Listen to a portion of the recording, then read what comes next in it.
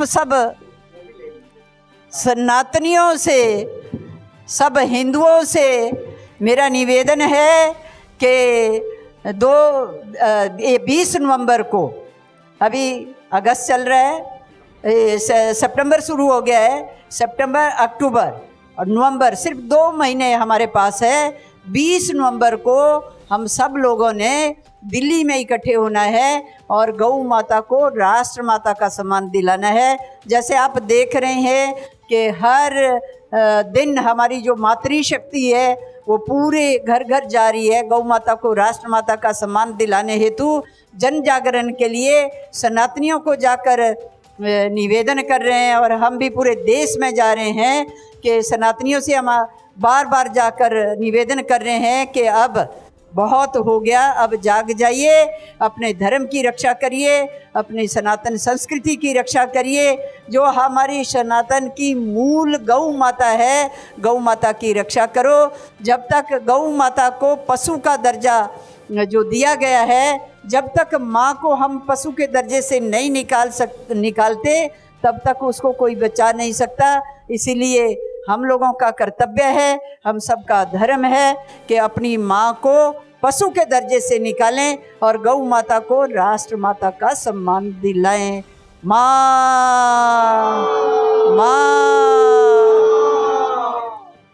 नमस्कार, आप देख रहे हैं बी न्यूज़ 24 और मैं हूं दीपक कुमार। जैसा कि आप जान रहे हैं कि पिछले कुछ हफ्तों से मैं यहाँ बाबा बालकनाथ का जो सिद्ध दरबार है, उस दरबार में जो आए हुए भक्त है, माता जी है, जो भक्त जन है, उनकी जो अनुभव जो है, जो इस दरबार में उन लोगों को क्या मिला, क्या उन्होंने पाया, क्या खुशी मिलती है, ये चीज़ हम बताते आ रहे हैं। और साथ ही इस दरबार के महत्व के बारे में, माता जी के विचार के बारे में, और ये जो हमारे पीछे आप देख रहे हैं बाबा बालकनाथ, सिद्ध बाबा बालकनाथ की जो मूर्ति है, ये तस्वीर है। और यहाँ पे बहुत सारे लोग आते जिनके कष्ट, दुख, दर्द यहाँ दूर होता है।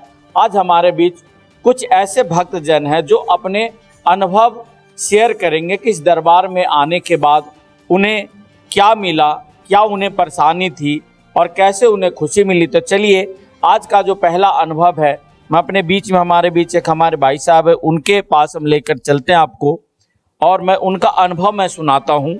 नमस्ते, क्या नाम है आपका? मेरा नाम मयंक सिंह है। और कहाँ से आए मयंक जी? थोड़ा सा तेज बोलिएगा।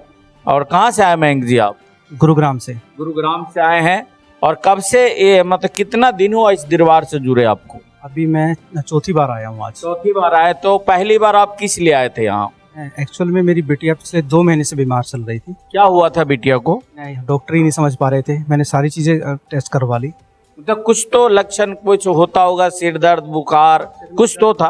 पेट दर्द रहता था। अच्छा। चेस्ट में दर्द रहता था। अच्छा। सारा चेकअप्स वगैरह करवाए, लेकिन कोई उसमें रिजल्ट नहीं आया। फिर यहाँ पे आए हम। यहाँ के बारे में आपको किसने बताया? अपने आप आए या किसी ने आपको कहा? हमारे पुराने भक्त जुड़े हुए हैं जो दरबार से। अच्छा। उन्होंने कहा था। इन्होंने कहा? उनका नाम क्या है? सुनीता जी है। सुनीता जी ने क्या कहा आपसे? उन्होंने ये कहा कि एक बार माता जी के पास में आइए। अच्छा। क्योंकि सारे चेकअप्स वगैरह करा चुके थे, लेकिन कोई फर्क नहीं पड़ रहा था उससे। अच्छा। मेडिसिन चल रही थी, कोई असर नहीं हो रहा था। बिटिया को लेके आए हैं? बिटिया को वो लेके आया हूँ, लेकिन अभी नहीं है वो फिलहाल। तो अभी मतलब अब चौथी बार आए, तो क्या बिटिया को कुछ फर्क है? क्या दिख रहा है उसमें आप? नहीं, काफी फर्क है। तकरीबन 80% तक फर्क हो चुका है। 80% फर्क है। फर्क हो चुका है जी। नमस्ते, नाम बताइएगा। विजय जी। आप कहाँ से आए? छतरपुर में रहता हूँ। छतरपुर में ही रहते हैं। तो आप बताइए आपका क्या अनुभव है इस दरबार से और माता जी से, जो है क्या आपका अनुभव है, क्या कहना चाहते हैं इस दरबार के बारे में? वो भी ये है कि जैसे मेरी बेटी है, जो 3 साल की बेटी है, तो वो बीमार रहती थी। अच्छा। वो आज भी यहाँ मंदिर में आई हुई है। अच्छा। तो वो बीमार रहती थी, उसको हम डॉक्टर को दिखाते थे तो कोई इलाज नहीं हो रहा था, मतलब ठीक नहीं हो रही थी कुल मिला के। तो हमारे यहाँ जाने वाले हैं, बेटा मेरा उन्हीं के स्कूल में पढ़ता है, वो यहाँ मंदिर में आते हैं। तो उन्होंने बताया कि आप एक बार मंदिर आना जरा, आपके बेटी का मंदिर में एक बार आशीर्वाद जो भी है बाबा जी के वहाँ। तो हम आए एक दिन संडे को, हम आ गए यहाँ पे। तो जैसे थोड़ा होता विभूति वगैरह प्रसाद जो मंदिर से मिलता है, बस वो दिया। उसके बाद वो जब से हमें लगा कि बस ठीक, कोई दवाई नहीं, कोई। बिटिया ठीक हो गई। तो बिटिया को समस्या क्या था? अभी जैसे शारीरिक से नॉर्मली लोग नहीं विश्वास, इवन मैं भी नहीं रखता था विश्वास, लेकिन मुझे ऐसे थोड़ा लगा कि अनुभव हुआ मुझे कि ये डॉक्टरी नहीं होगा ठीक। मैंने काफ़ी डॉक्टरों को दिखाया, मुझे लगा कि इसको कुछ दिक्कत और है, तो फिर मैंने यहीं पे आया और वही विभूति जो गुरु महाराज ने दी थी बस उसी से ठीक हुई। अभी वो अभी भी ठीक है वो अभी। लेकिन अगर बाहर की दुनिया में आप अगर किसी को ये बात कहेंगे तो लोग क्या कहेगा ना, हम लोग क्या माखौल उड़ाते हैं कि यार ये साइंस के जमाने में तो क्या अंधविश्वास वाली बातें कर रहे हो, क्या बेवकूफ़ जैसी बातें कर रहे हो, पढ़े लिखे मूर्ख हो, इस तरह की बातें सुनने को मिलता है। लेकिन ऐसा है कि यहाँ का जो भभूत है और जो यहाँ का जो माता जी का जो क्या आशीर्वाद है, बाबा बालकनाथ का आशीर्वाद है, नाम है बहुत। मेरा नाम अनीता शर्मा है और कहाँ से आती हैं आप? पश्चिम बिहार से आती हूँ। पश्चिम बिहार से। और कितने दिनों से इस दरबार से जुड़ी हैं? मैं इस दरबार से 22 सालों से जुड़ी हूँ। 22 साल से जुड़ी हैं। और क्यों जुड़ी थी सबसे पहले? सबसे पहले तो मतलब मेरी जो सिस्टर इन लॉ थे वो यहाँ पे आते थे, उन्होंने काफी चमत्कार देखे, लेकिन जब मेरे साथ खुद के तो चमत्कार बोले तो क्या देखे? चमत्कार लोगों के साथ भी बहुत हुए, उनके अपने साथ भी बहुत हुए और फिर मेरे साथ भी बहुत हुए। आपके साथ क्या हुआ? मेरे साथ तो बहुत बड़ा चमत्कार हुआ। मेरे जो बच्चे हैं वो माँ जी की ही देन है, उन्होंने ही उनको बचाया। मेरा बेटा जो है वो जब एक बार 13 साल का था तो उसको कोई बहुत बड़ी कोई प्रॉब्लम हो गई, जिसमें डॉक्टर ने बोला कि इसको 20 साल तक इंजेक्शन लगेंगे और हर महीने एक इंजेक्शन लगेगा। तो फिर क्या, मैं तो बहुत घबरा गई। थोड़े से इंजेक्शन हमने लगवाए, 5-6 लगवाए, लेकिन वो बहुत रोता था बच्चा और उसको तकलीफ देख के हम भी बहुत रोते थे। भी हर महीने एक इंजेक्शन लगेगा तो 20 साल तक कहाँ इंजेक्शन कितने लगेंगे। उसके बाद मैं माँ जी के पास आई, मैंने माँ जी को बोला माँ जी ऐसे ऐसे अभी तो ये 13 साल का है और 20 साल तक तो इसको कितने इंजेक्शन लग जाएंगे, ये तो छल नहीं हो जाएगा। अभी 5-6 इंजेक्शन ही लगे थे। फिर मैं माँ जी के पास आई, माँ जी ने उसके सिर पे हाथ रखा, ध्यान लगाया और माँ जी ने कहा कि इसको कोई इंजेक्शन लगवाने की ज़रूरत नहीं है, आप ऐसे करो, ये भभूति है, ये भभूति का सेवन ये बच्चा करता रहेगा और ये बिल्कुल ठीक रहेगा। मैंने भी माँ जी के ऊपर विश्वास करके रिस्क लेके जैसे तो मैंने वो इंजेक्शन बंद करवा दिए और मेरा बच्चा भभूति लेता रहा। आज वो 34 साल का है, मैंने कोई इंजेक्शन उसको नहीं लगवाया, वो बिल्कुल ठीक ठाक है। अब मैं भाई साहब आपका? ताराचंद। ताराचंद जी कहाँ से आए हैं? हिमाचल से। हिमाचल से। यहीं दिल्ली में रहते हैं? दिल्ली। और कितने दिनों से आ रहे हैं इस दरबार में? दूसरी बार आए। दूसरी बार आए। तो पहली बार आप क्यों आए थे? मतलब बाबा बालकनाथ को तो वैसे ही मानते हैं। बाबा बालकनाथ को? हाँ। हमारे किसी रिलेटिव ने बताया कि हमारी मिसेज है, उनको प्रॉब्लम चल रही है। अच्छा। तो कई दिनों से क्या समस्या उनको? तो पेट संबंधी अच्छा। तो इन्होंने विभूति दी तो उससे कुछ असर हो गया। अच्छा। हाँ, भभूति से? वैसे तो मानते तो ही। भभूति जो माता जी भभूति दी है तो उस भभूति को क्या करते हैं आप? मतलब वो भभूति ले जाके क्या करते? तिलक लिया, कुछ पानी में पी लिया। कुछ पानी में पी लिया। यहाँ पर भभूति के बारे में नियम बताया गया था आपको? हाँ जी। जब दिए तो भभूति को क्या डाल के पीना और बाबा जी का नाम लेना। नाम लेना है। तो क्या आप आपकी पत्नी में कुछ सुधार है? हाँ, कुछ सब ठीक है। आपकी पत्नी बुलाइए। आइए आइए बहन जी। नमस्ते। नमस्ते। क्या नाम है? सरला। सरला। तो सरला जी क्या आपको यहाँ आने से कुछ सुधार लग रहा है? मुझे लग रहा है। तो ये इस दरबार के बारे में आपको किसी ने बताया? रिलेटिव ने बताया। वो आते हैं यहाँ पे? अच्छा। तो क्या कहना चाहेंगे यहाँ पे दरबार के बारे में और माता जी के बारे में, या जो यहाँ से जो आपको जो आशीर्वाद मिला और आपकी जो सेहत जो सुधर रही है उसके बारे में कुछ कहना चाहेंगे आप? बस आशीर्वाद है इनका, जो आशीर्वाद है इनका। तो लग रहा है, विश्वास हो रहा है कि पूर्ण तरह ठीक हो जाएंगी। चलिए बहुत बहुत धन्यवाद है आपका। क्या नाम है? गीता। गीता जी कहाँ से आई हैं आप? यहीं पे हूँ हम। छतरपुर में रहती हैं? हाँ। थोड़ा तेज बोलिएगा कि आपकी जो आवाज़ है वो और लोगों तक जाए। तो आप कितने दिनों से यहाँ पर आ रही हैं? 5-6 साल हो गए। 5-6 साल से आ रही हैं। हाँ। और पहली बार आए तो कोई समस्या था, परेशानी थी? तबीयत खराब हो रही ज़्यादा ही। क्या हो गया था आपको? ऐसे पागल कर रखा था, ऐसे तबीयत खराब हो रही थी तो घर में ऐसे बोलते रहते थे, सब ऐसे ही परेशान करते रहते थे। मतलब पागल क्या आपका मतलब वो क्या माइंड ठीक नहीं रहता था? क्या होता था आपको? ऐसे बोलते रहते, घर में काम नहीं करती, ऐसे मारते रहते थे घर पे ऐसे। अच्छा, घर वाले मारते रहते थे। हाँ। तो अब क्या हुआ यहाँ पर आने से? अब माता जी की कृपा हुई तो ठीक हो गए। ठीक हो गए? हाँ। और घर वाले अब अच्छे से बातचीत करते हैं? हाँ। बढ़िया से रखते हैं? फोन करते हैं। अब कोई समस्या नहीं है? नहीं। फोन करते हैं, अभी पूछते हैं। पूछते हैं। तो आपके साथ कौन आई, कोई आई है? नहीं, अकेले आई हैं आप? क्या नाम है माता जी? इधर आइएगा थोड़ा, इधर आइए, इधर आइए, यहाँ यहाँ आइए। नाम बताइए। शांति नाम। थोड़ा तेज बोलिए। शांति नाम है। बहुत तो ठीक है। पहली बार आप अपनी बिटिया को लेके आई थी, आपको भी कोई समस्या था? बीमार हो गई थी, याद नहीं, यहाँ लेकर आए थे जब ठीक हो गई थी, और अभी पागल हो गई थी, बिल्कुल ही चलने की भी बस की नहीं चीज की। अच्छा, तो दिखाया था डॉक्टर को पहले?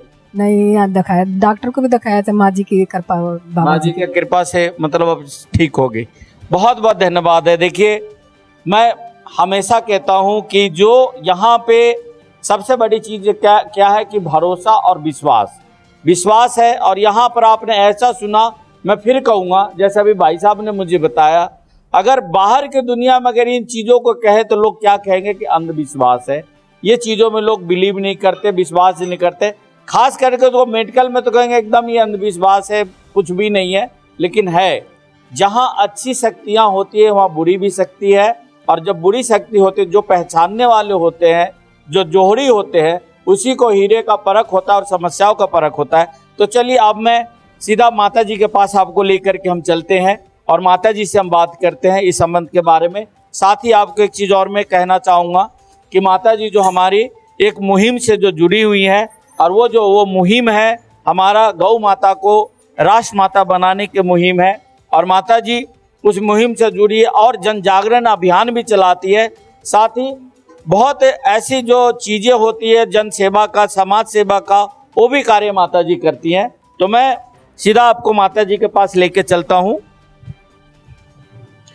नमस्ते माता जी, और आपका फिर से स्वागत है, क्योंकि आपके कारण बहुत ऐसे लोगों जो है जिसके मुरझाए हुए चेहरे पे हंसी आ गई, उनके घरों में जैसे कलह कलेश वो दूर हो गया, सुख शांति आ गई। तो ऐसा मैं बार पहले भी कहा हूँ और अभी भी कहता हूँ, कैसा क्या चीज़ है यहाँ पे कि आते ही लोगों की समस्या अपने आप निकल के भागने लगता है। जैसे कहते हैं कि पेस्ट कंट्रोल करवाते हैं, घर से कॉकरोच भागते, ऐसी समस्या भागने लगता है। सबसे पहले तो हम बी न्यूज़ 24 का बहुत बहुत अभिनंदन करते हैं, जो आप ये जो लोगों के अनुभव है, अनुभूतियाँ हैं, वो आप घर घर पहुंचा रहे हैं। तो इसके लिए आपका बहुत बहुत अभिनंदन, धन्यवाद। और दरबार की बात अगर हम कहें तो यहाँ आज की बात नहीं है, ये 40 वर्षों से दरबार चल रहा है और इसी तरह लोगों के कल्याण होते हैं। अभी तो आज शायद अस्पताल वाला कोई नहीं है, नहीं तो ICU से उठ के लोग यहाँ आते हैं, और जो लाखों रुपया अपनी बीमारी के लिए खर्च करते हैं, कि कितने कितने टेस्ट करवाते हैं, कितना कितना वो उपचार करते हैं, ठीक नहीं होते। नाथ के दरबार में एक विभूति की चुटकी से ठीक हो जाते। ऐसी यहाँ शक्ति की कृपा है, नाथ की कृपा है। हम तो उनके सेवक हैं, हमारी ड्यूटी लग गई है कि आपने दरबार में बैठना, हम तो बैठे हैं, हम तो कुछ भी नहीं कर सकते। पिछली बार हमने ये नाथ है, पिछली बार हमने उस भभूति का जो आपका जो अखंड जो ज्योत वहाँ पर क्या धूना जो है, हमने वो भी दिखाया था। और आपसे हम आज इजाज़त मांगते हैं कि थोड़ा सा जो यहाँ पे आप जो खंडा जो आप भक्तों को लगाते हैं, वो भी मैं अपने दर्शकों को, देश दुनिया को दिखाना चाहता हूँ कि माता जी की किस पद्धति से, किस विधि से, किस विधान से लोग ठीक होते हैं और कैसी समस्याएं भागती है। अगर आपका अनुमति हो तो आज मैं वो अपने दर्शकों को और देश दुनिया को भी दिखाना चाहेंगे। बिल्कुल। अभी थोड़ी देर में हम जितनी संगत यहाँ बैठी है, ये सब खंडे का, बाबा जी का जो खंडा है उससे आशीर्वाद लेते हैं।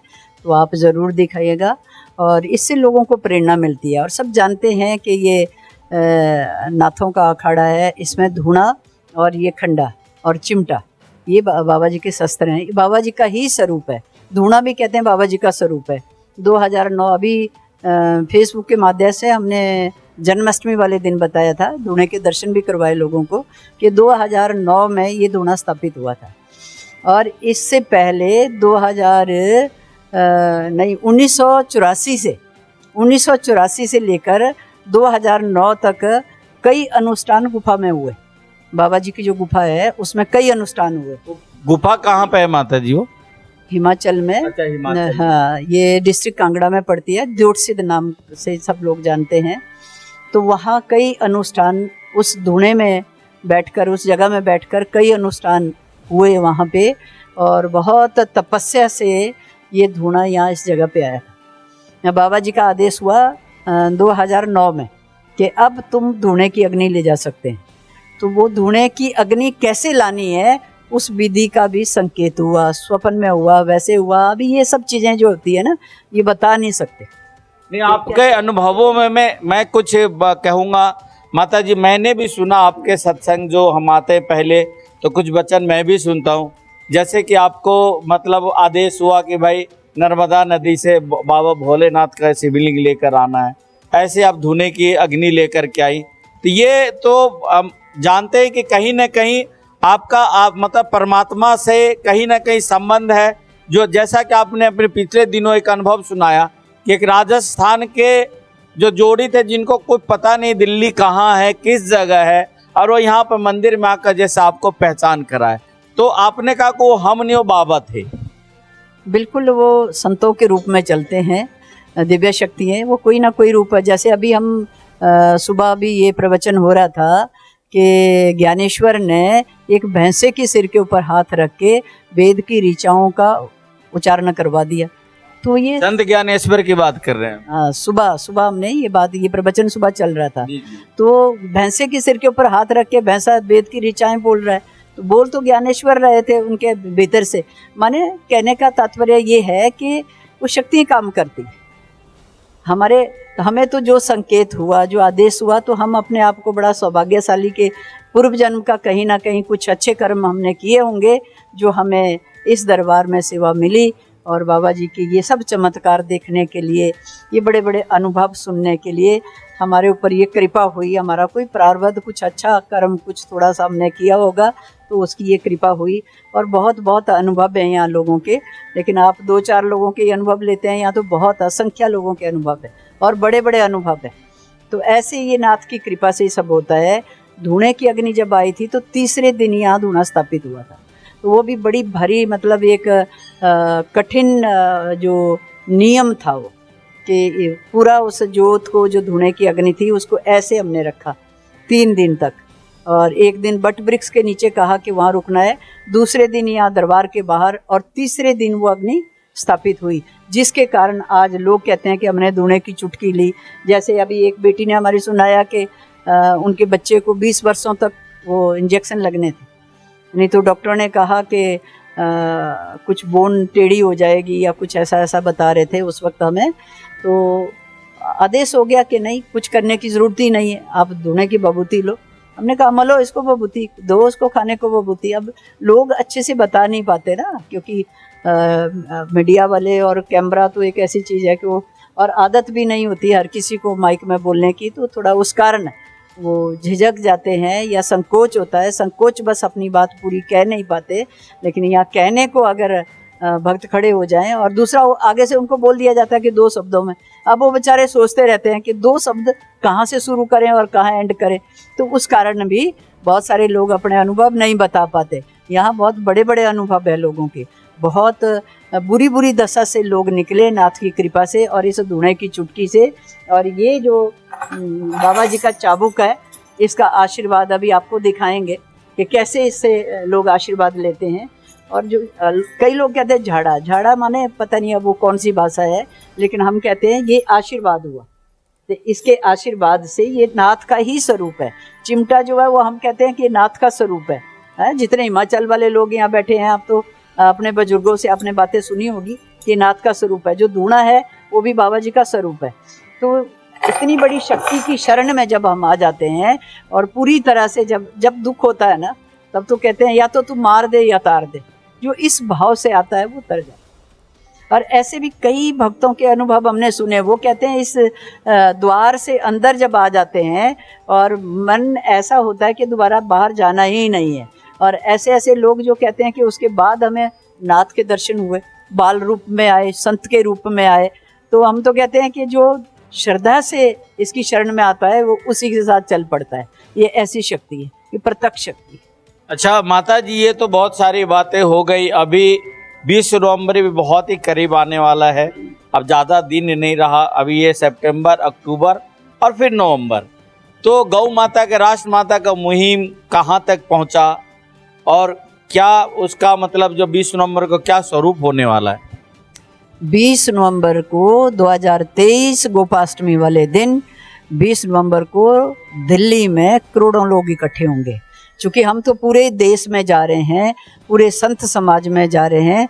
इस बार ऐसी भगवान की कृपा हुई, यूँ समझ लो कि कोरोना से लोगों को समझ आ गई, या ये जो शत्रु है जो दुनिया भर के प्रपंच रचा रहे हैं और लोगों को परेशान कर रहे हैं, हमारी मातृशक्ति के साथ जो अत्याचार आप सब सुनते हैं और हमारी गौ माता के साथ जितना अत्याचार हो रहा है, कोई इस बात से अनभिज्ञ नहीं है। तो इसलिए अभी ईश्वर की ऐसी कृपा हुई कि सब हिंदुओं को, सनातनियों को थोड़ी अक्ल आ रही है और सब इकट्ठे हो रहे हैं, सब इकट्ठे हो रहे हैं। इस बार तो सबका संकल्प है कि हम सब दिल्ली में इकट्ठे होकर और गौ माता को राष्ट्र माता का सम्मान दिलाएंगे। तो आज कुछ अपने भक्तों को कुछ संदेश देना चाहेंगी? बिल्कुल। एक तो हमें ये कहते हैं कि जितने अस्पतालों में जो लोग हैं जिनको दवाई से आराम नहीं हो रहा है, वो बाबा की बभूति का सेवन भी शुरू करें, दुआ के साथ, दवा के साथ दुआ भी शुरू करें, तो जल्दी उनको आराम होगा। वो जो कष्ट है उनको उस कष्ट से वो राहत मिलेगी और बाबा की कृपा होगी तो जल्दी वो स्वस्थ हो जाएंगे। ज़्यादा देर तक अस्पतालों के धक्के नहीं खाना पड़ेंगे, ज़्यादा देर तक दवाइयाँ नहीं खानी पड़ेगी, लाखों लाखों रुपया व्यर्थ जो चला जाता है वो उससे वो बच जाएंगे। और बहुत सारे लोग तो बेचारे कर्जा करके, वो कहते हैं कितना कर्जा सिर पे हो गया, सोना बिक गया, ज्वेलरी थी वो बिक गई, घर बिक गए, लेकिन एक रोग ठीक होता है तो दूसरा शुरू हो जाता है। तो उसका मतलब ये भी हो सकता है कि आपके ऊपर कोई दुष्प्रभाव हो, दुष्प्रभाव माने कोई निम्न कोटि की शक्ति का प्रभाव हो, तो वहाँ भी दवाइयाँ काम नहीं करती। तो हम पूरे देश को ये संदेश देना चाहते हैं कि आप दवा के साथ दुआ का भी सदुपयोग करें ताकि आप जल्दी स्वस्थ हो जाएं। और जितने सनातनी हैं, जितने हिंदू हैं, उनसे मेरा ये निवेदन है कि 20 नवंबर को सब इकट्ठे हो जाएं और अपने सनातन धर्म की रक्षा करें, सनातन संस्कृति की रक्षा करें, सनातन की जो मूल गौ माता है उस माँ की रक्षा करें, जिस माँ के दूध का कर्ज सबके ऊपर है। ऐसा कोई नहीं है, किसी भी संप्रदाय के हो, किसी भी धर्म के हो, कोई भी हो, सबके ऊपर माँ के दूध का कर्ज है। अगर थोड़ी सी भी कृपा है तो वो सब लोग इकट्ठे हों। वैसे यूं तो दीपक जी हम ये कहते हैं, जो हमारी इस भारत भूमि में रह रहा है वो सब उस माँ के ऋणी है। ये धरती जो है, इसका जो चेतन स्वरूप है वो गाय है। सब इस धरती पे रहने वाले उस माँ के ऋणी है। तो उस माँ के साथ जो अत्याचार कर रहे हैं उनसे भी हम करबद्ध करके यही कह सकते हैं कि भाई आप ये अत्याचार ना करो, ये ना आपके लिए अच्छा है, ना आपकी आने वाली पीढ़ियों के लिए अच्छा है। विनाश की ओर तुम लोग जा रहे हैं, तो थोड़ा समझो और माँ की रक्षा करो, माँ को, गौ माता का सम्मान दिलाएं। माँ का वध इसलिए हो रहा है, माँ की जो हत्या हो रही है वो इसलिए हो रही है कि गौ माता को जो पशु का दर्जा दे दिया गया है। अब पशु का दर्जा दिया है तो पशु काटने का तो कानून है, वो कट रही है। जब तक उस माँ को माँ का सम्मान नहीं मिला, उतनी तब तक हम कितनी गौधाम खोल लें, कितनी माँ की रक्षा कर लें, कुछ कर लें, कोई ना कोई ऐसा आ जाएगा कि जिसके हाथ में गाय लग गई वो बढ़िया स्वस्थ गाय की टांगे तोड़ देगा या कुछ ना कुछ ऐसा कर देगा कि उसको वो लाचार कर देगा और कह देगा कि तो लाचार है इसलिए ये कटने के लिए जाएगी, अब इसको काटा जाएगा। तो इस तरह की जो चीजें हैं ये सनातनी लोग समझें, हिंदू लोग समझें और अपनी माँ को माँ का सम्मान दिलाएं, यही मेरी निवेदन सबसे है। तो बहुत बहुत धन्यवाद माता जी। अभी थोड़ी देर में मैं जो माता जी के दरबार में जो भक्तजन जो आते हैं, जो दुखी आते हैं, कोई समस्या लेकर, परेशानी लेके आते हैं, और किस विधि पद्धति से माता जी उनका मतलब वो जो अगर आम भाषा में कहते झाड़ा लगाना होता है, लेकिन माता जी का जो कहना है कि वो झाड़ा नहीं, आशीर्वाद है यहाँ का, उस सारे आशीर्वाद से लोग ठीक होते। तभी थोड़ी देर में आपको हम वो भी दिखाएंगे इस दरबार का जो चमत्कार किस चीज से होता है। तो चलिए अभी थोड़ी देर में ये